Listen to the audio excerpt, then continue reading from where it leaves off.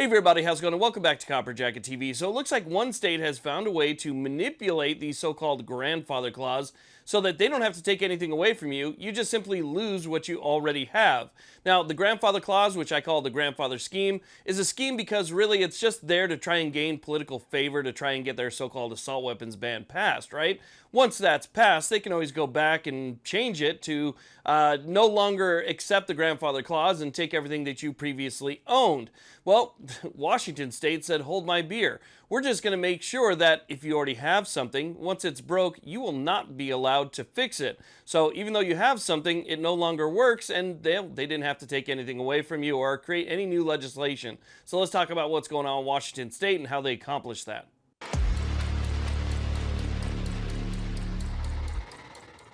This channel is proud to be sponsored by SDI, Sonoran Desert Institute. Have you ever wanted to learn more about gunsmithing, firearms repair, or shooting sports management? Enroll in one of SDI's online programs or courses to take your hobby to the next level. Payment plans and funding options are available, so visit the link below or call 480-999-4767 to learn more. Okay, so let's go and talk about what's going on here. So it wasn't that long ago that Washington State passed their ban, and at the time I said, this is probably one of the worst bans that I have ever seen, if not the worst, and that's because it banned pretty much everything. I mean, it named things out by name and by category, and it was just an all-out blanket semi-automatic ban.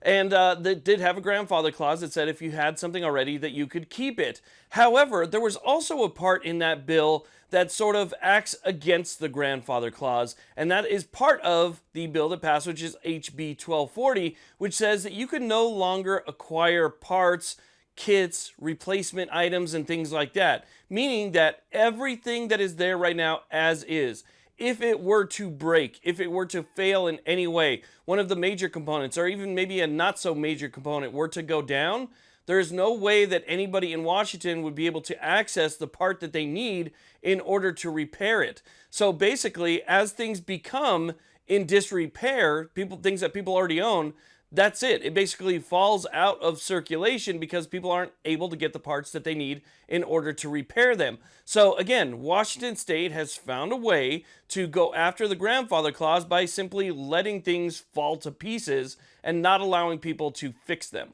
Now, they accomplished this by adding this language to the ban. So other states, they have bans. They just basically ban the completed item, right?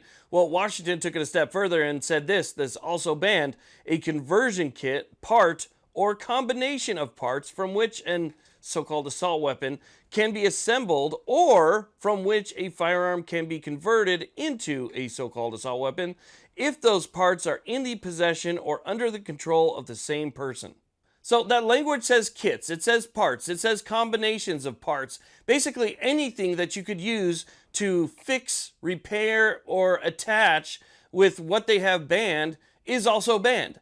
And so again, it's all about finding things in disrepair, and that's part of the purpose of why they did that. So they made it seem like what they were trying to do with this legislation was to ban anybody from making anything new, right? So you couldn't assemble all of the parts that you needed to make something new, to make something whole. It was not going to be available to people. But the side effect from that, again, is that since you're not able to get those parts, and parts are necessary for something that people already own to keep it working, what they've done is simultaneously ban you from making anything new while not allowing you to repair the things you already have. It is the worst thing that I have seen in this country so far. So with all that being said, the state actually believes that what they did here is constitutional, or at least that's what they say out loud. They may know otherwise in private, but out loud they are defending this bill and this, new so-called law. So this is something that should be very easily overturned in court.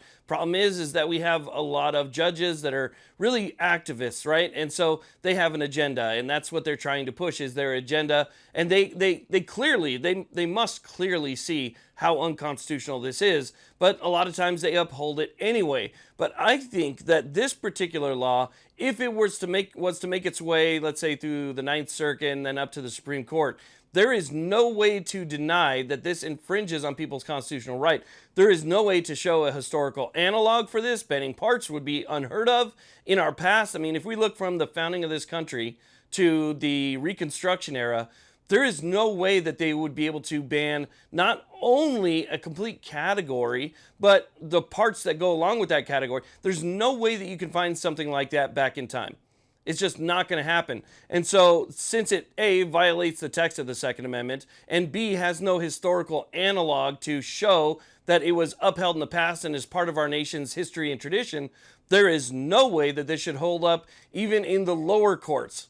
If the lower courts find this constitutional and they don't grant an injunction, or they don't just simply rule from the bench and say it's unconstitutional, then it really shows how glaring a problem we have with our system, right? With our legal system, because this is about as in your face as you get. So anyway, I wanted to talk to you guys about that. I've gotten a couple emails from people who have had problems, things that have broken, and they, have said, hey, am I allowed to get this or that? And I say, I don't think so, right? Because of what Washington's doing here.